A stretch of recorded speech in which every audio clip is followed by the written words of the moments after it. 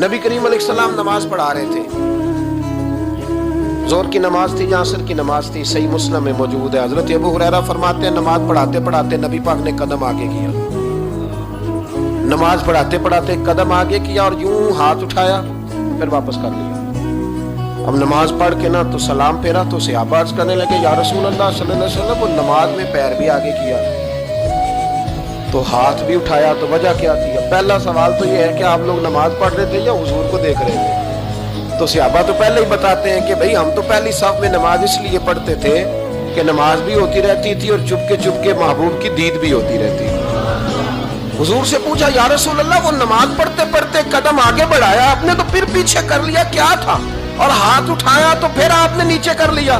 تو نبی کریم فرمانے لگے نماز پڑھاتے پڑھاتے جب میں نے کہا نا سمیع اللہ لمن حمیدہ، اچانک میری نظر اٹھی تو جنت میں چلی گئی، نظر اٹھی تو جنت میں، تیرے لیے 2-4 قدم عرش بری ہے۔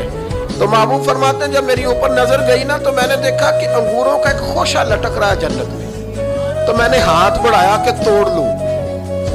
حضور کھڑے ہیں مسجد نبوی میں اور فرماتے ہیں کہ میں یہاں کھڑے ہو کے ہاتھ اونچا کروں تو میرا جنت تک پہنچ جاتا ہے۔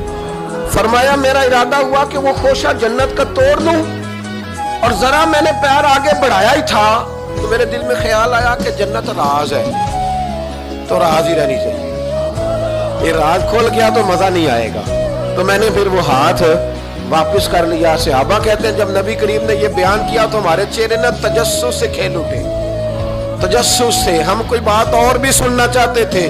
تو محبوب فرمانے لگے اگر میں وہ خوشہ توڑ کے لے آتا اور تمہیں دے دیتا تم قیامت تک بھی کھاتے رہتے تو تم سے ختم نہیں ہونا تھا۔